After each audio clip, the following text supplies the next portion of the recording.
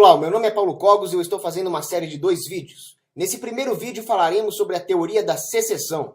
E no segundo vídeo, que eu vou lançar no máximo até segunda-feira, eu falarei do caso específico da Escócia, que infelizmente não conseguiu se tornar um país independente após o referendo.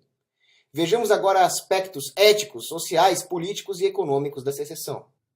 Tenhamos em mente o conceito de direito natural, a autopropriedade, ou seja, nós somos donos de nós mesmos, nós somos donos do nosso corpo e da nossa mente. E isso é irrefutável. Um corolário disso é que nós nos tornamos donos daqueles recursos previamente sem dono, com os quais nós misturarmos o nosso trabalho e a nossa energia, ou seja, imprimirmos neles a nossa manifestação individual. Ou seja, se eu capinar um pedaço de terra e cercar, aquele pedaço de terra se torna meu irrefutavelmente. E faz parte também da nossa gama dos corolários do direito natural a nossa liberdade de associação e de desligamento. Ou seja, se for voluntário, nós podemos entrar numa empresa, contratar alguém para a empresa, formar um clube, namorar com alguém, nós também podemos demitir alguém, pedir demissão, sair do clube, terminar o namoro. Numa sociedade realmente livre, as pessoas teriam a liberdade de se associar para estabelecer, por exemplo, normas da terra, uma espécie de legislação privada que lhes seria conveniente, aumentando a segurança jurídica, diminuindo custos de transação, mas tudo de maneira consensual e competitiva no mercado. Elas poderiam estabelecer acordos de segurança, de aplicação da justiça privada, e assim essas comunidades competiriam, dado que as pessoas teriam plena liberdade de se desligar. Não haveria, portanto, a institucionalização da coerção e a competitividade tenderia a maximizar o bem-estar das pessoas envolvidas. Obviamente não seria perfeito, haveria conflitos isolados, já que o ser humano costuma ser imperfeito, mas nenhum grupo teria o monopólio da coerção do qual os membros do Estado desfrutam. E é aqui que o perigo reside, quando existe um Estado capaz de impor a sua vontade pela força. É aqui que Murray Rothbard faz uma distinção entre o conceito de nação e o conceito de Estado-nação. Num dos seus textos, chamado Nação por Consentimento, decompondo o Estado-nação, ele explica que nações são um complexo de sentimentos subjetivos de grupo, baseados em realidade objetiva. Explico. As pessoas costumam manter entre si laços em comum, identidade cultural, linguística, de hábitos, de costume, de pensamento. E isso deve evoluir de forma natural, não artificial, não através da violência. Mas o Estado suprime esse processo de identificação cultural das pessoas, simplesmente impondo um arranjo administrativo pelo uso do machado. Foi assim que o Estado começou. Então, as sociedades, as regras, deixam de ser livres e passam a ser arranjos artificiais onde não há mais uma manifestação privada do indivíduo. A formação das regras, a formação dos contratos não é mais fruto da escolha das pessoas e sim da imposição de um grupo de criminosos, também conhecido como Estado. E essa artificialidade é que gera a maior parte dos problemas que nós temos na Terra hoje. Por exemplo, o movimento historiográfico, conhecido como Escola de Annales, tem como um dos seus maiores expoentes um historiador chamado Fernand Braudel. E ele diz que aquilo que realmente influencia a evolução das instituições humanas, da civilização, são, além dos fatores técnicos de cunho geográfico, fatores puramente humanos, como cultura, hábitos, valores, costumes. São eles os principais responsáveis por moldar as manifestações de identificação humana, aquilo que Braudel chamou de estruturas, que definem o curso das mudanças sociais ao longo da história. Agora tenhamos em mente a tese do antropólogo Pierre Clastres, segundo o qual o Estado é uma entidade externa à sociedade. Ele não é uma manifestação cultural da sociedade. Ele é um parasita.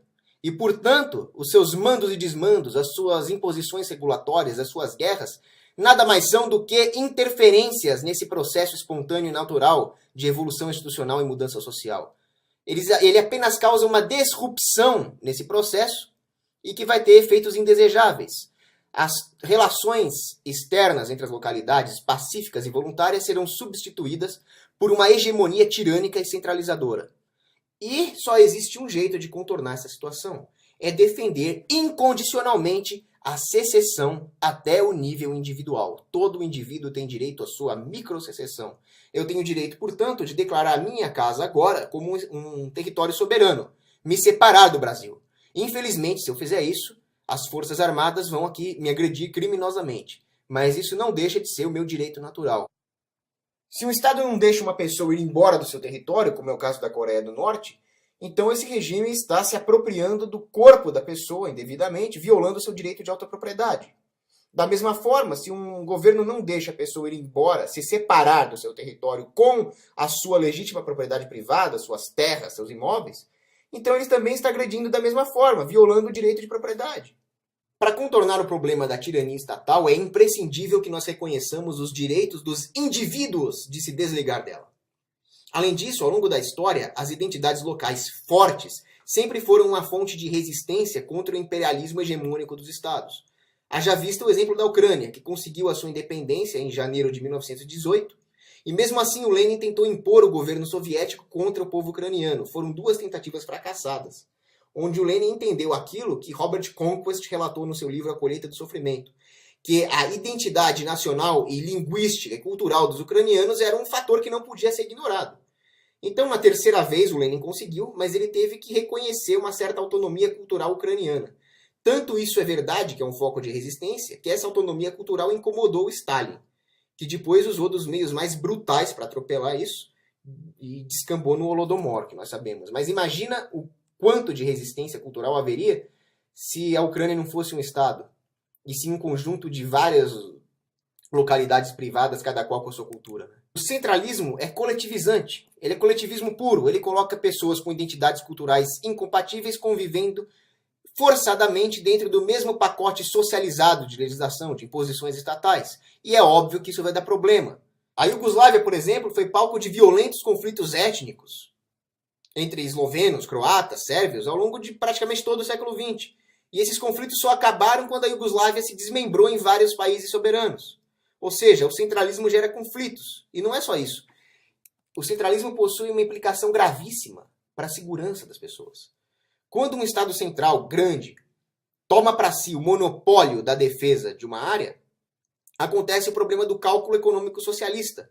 Ele não vai saber as nuances locais a respeito do problema de defesa, ele não vai saber calcular os custos dos equipamentos de defesa, o quanto gastar em cada tipo de defesa, ou seja, vai ter uma coletivização da defesa militar que vai ser contraproducente do ponto de vista estratégico. Seria muito melhor se as localidades tivessem os seus próprios custos e os seus próprios meios de defesa e cooperassem voluntariamente em acordos de defesa conforme as necessidades. Além disso, países grandes possuem maior capacidade de financiar guerras através da carga tributária, através da expansão monetária que gera inflação, e essas aventuras militares pelo mundo afora geram ressentimentos no resto do mundo. Presta atenção, neocon puxa-saco dos Estados Unidos. É daí que nasce o terrorismo. E, portanto, as pessoas estão menos seguras por causa do Estado. O povo americano está menos seguro pelo fato de existir forças armadas nos Estados Unidos, estatais. Ele seria melhor se não tivesse. Além disso, o centralismo faz com que haja uma maior legitimação das pessoas para essas agressões militaristas. Os custos da guerra, financeiros, psicológicos, são diluídos em um território maior, em uma população maior. Por exemplo, o custo da conscrição, do alistamento militar obrigatório. E aí você coloca as pessoas dentro de um arranjo abstrato, onde fica mais fácil manipulá-las e incutir nelas o medo de um agressor externo, sendo que elas não têm mais como se defender localmente e depositam todas as suas esperanças num Estado centralizado. E isso é facilitado também por uma outra característica do centralismo, que é a fácil manipulação das pessoas através da criação de jogos políticos e de conflitos políticos. Com as identidades culturais incompatíveis, geram-se conflitos internos e as próprias pessoas manipuladas acabam demandando um maior poder do governo central. Fora que existem outros artifícios, como por exemplo o assistencialismo, que foi o que o governo britânico fez com a população da Escócia, subornou. O escocês médio é um recebedor líquido de assistencialismo do Estado, e isso fez com que eles não quisessem perder essas mamatas, Outro problema do centralismo é que ele te torna vulnerável ao ódio nacionalista externo. Porque o Estado-nação, sendo um construto abstrato, é mais fácil de ser odiado. É muito mais fácil odiar os soviéticos, odiar os terroristas, gritar morte aos soviéticos, do que gritar morte aos ossetas da região de Dzal. Fica meio esquisito. Ou seja, em todos os sentidos, o centralismo deve ser rejeitado, principalmente naquilo que ele mais se arvora, que é a questão da segurança. Há também os argumentos econômicos em prol da secessão. Hans Hermann Hoppe nos mostra que territórios menores são mais propensos a adotar medidas de liberdade econômica. Por quê? Porque as intervenções do Estado na economia, cujos efeitos são sempre nefastos, se tornam mais evidentes em territórios menores. Os efeitos serão mais gritantes. Tomemos o exemplo do protecionismo para entender isso. Imagine que um pequeno bairro adote medidas protecionistas contra todos os bens e serviços produzidos externamente. Esse bairro estará fora da divisão de trabalho, ele não tem a capacidade de produzir lá dentro tudo o que ele precisa consumir, e as pessoas desse bairro enfrentarão uma pobreza extrema, talvez chegando ao nível da inanição. Agora imagine que uma cidade maior adote essas mesmas medidas protecionistas. Ela também vai enfrentar a pobreza, mas não com uma magnitude tão intensa quanto o pequeno bairro, já que é possível estabelecer uma divisão de trabalho maior no âmbito da cidade. Agora imagina que um país do tamanho do Brasil adote medidas protecionistas, infelizmente ele adota, né? Por exemplo, o IPI. A praxeologia nos diz, haverá sim empobrecimento da população, queda na qualidade dos produtos, aumento dos preços, redução da competitividade da indústria, mas os efeitos não vão ser tão evidentes, a ponto de que muita gente vai passar a acreditar nas falácias pró-protecionismo. Portanto, nos territórios grandes, os governos podem expandir o tamanho e escopo do Estado ao mesmo tempo em que vão doutrinando a população com falácias econômicas, e assim eles conseguem se estabilizar no poder apesar do efeito cumulativo deletério que as intervenções do Estado na economia causam. Já com territórios pequenos, isso fica mais difícil. O Estado encontra menos legitimação para suas intervenções. Além disso, quando existe uma miríade de pequenos territórios, de pequenas unidades de governo, os custos de transação para se mudar de local são menores. Os meus custos financeiros, psicológicos, logísticos para me mudar para um outro arranjo de legislação a 5 quilômetros daqui são muito menores do que para me mudar para um país a 5.000 quilômetros daqui. Ou seja, quanto menores forem os territórios, maior vai ser a competição entre os governos para evitar a emigração. Dessa forma, eles serão obrigados, não só por motivos de legitimação, mas também por motivos de pura competição mesmo, a adotar medidas de liberdade econômica. No livro Obama Survival Guide, Guia de Sobrevivência ao Governo Obama, Wayne Allen Root nos mostra que quando as pessoas votam na urna, ou seja, quando elas podem socializar os custos, elas escolhem regimes intervencionistas. Essa é a grande tragédia da democracia, essa ditadura covarde que devia ser abolida da face da terra. Mas quando as pessoas escolhem individualmente, quando elas votam com os pés, ou seja, quando elas escolhem aonde morar, elas tendem a sair dos estados mais intervencionistas e migrar para os estados, territórios com menos intervenção, com mais liberdade econômica, que são, obviamente, mais felizes, mais prósperos, mais ricos, mais culturalmente desenvolvidos, moralmente também. Peter St. Onge nos mostra que se nós tomarmos as 45 nações soberanas da Europa e compararmos as 10 maiores territorialmente com as 10 menores, essas 10 menores vão ter 84% a mais de riqueza do que as maiores, em termos de PIB per capita. Claro que o PIB é uma falácia, eu não acredito em PIB, mas de fato, esses territórios menores têm um padrão de vida muito maior. Compare, por exemplo, Suíça, Liechtenstein e Luxemburgo com a Alemanha, Bélgica, Andorra e Mônaco com a França, ou San Marino com a Itália. Além disso, nos territórios menores, o indivíduo possui maior autonomia, ou seja, ele consegue imprimir a sua individualidade nas coisas que ele faz. Os indivíduos estão menos desprotegidos nos territórios menores, já que há menos pressão centralizadora dos estados. Ou seja, com mais proteção e com uma identidade cultural forte, estabelece-se uma miríade diversa de culturas, bens, serviços, tornando a própria divisão de trabalho mais eficiente do ponto de vista econômico. Além disso, nos territórios menores, é mais difícil para o governo manter uma política inflacionária, já que os mecanismos de mercado que mitigam a inflação também são mais eficientes, com um sistema bancário mais pulverizado. Então, os efeitos perversos da expansão monetária das reservas fracionárias se tornariam mais evidentes nos territórios menores. E a pobreza, a depredação da moeda e as crises econômicas causadas pela expansão da oferta monetária pelos bancos centrais vai ser muito mais improvável. Hans Hermann Hoppe nos mostra também que o capitalismo se desenvolveu principalmente nos ambientes descentralizados de territórios pequenos, como, por exemplo, no Sacro Império Romano-Germânico, com as suas milhares de subdivisões, nas cidades-estado do norte da Itália. Já o historiador medieval Henri Henry nos mostra que os sistemas de certeza jurídica e o livre comércio brotaram na periferia do sistema feudal, longe das garras do Estado. da maneira mais descentralizada possível. Foi assim que surgiu, por exemplo, a Lex Mercatoria, um sistema de cooperação legal entre os comerciantes. Portanto, nos territórios menores existe uma maior certeza jurídica que reduz a preferência temporal das pessoas. Elas se tornam mais voltadas para o longo prazo, então elas poupam mais e acumulam mais capital, e é isso que nos traz o desenvolvimento econômico. Mas se a secessão tem tantas vantagens assim, por que ela é tão mal vista? Porque a secessão não interessa para as elites políticas, para o establishment.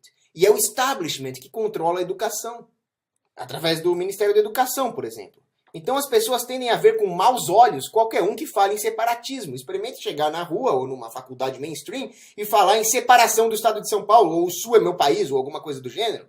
As pessoas já vão te olhar torto. Mas por que o establishment faz isso? Ah, porque eles querem assumir mais responsabilidades e proteger mais pessoas? Não sejam ingênuos. Eles fazem isso porque eles querem mais gente para escravizar, para cobrar impostos, para usar como colateral da dívida. Essa sempre foi a lógica por trás de todas as expansões imperialistas, militaristas da antiguidade. Essa lógica não mudou. O que mudou foi o disfarce. Hoje a cavalaria macedônica não vai sair por aí conquistando o território. Eles vão usar várias falácias econômicas e políticas, que soam muito politicamente corretas, e montar blocos como a União Europeia, o NAFTA, o Mercosul, o Foro de São Paulo, que seja. São mais pessoas para tributar e para usar como colateral da dívida. Ou seja, o governo se expande, se financia emitindo títulos, eles ficam devendo, e quem paga? O povo, seja através da tributação ou seja através da inflação, que é uma forma covarde de tributação, porque os preços sobem e a moeda é depredada.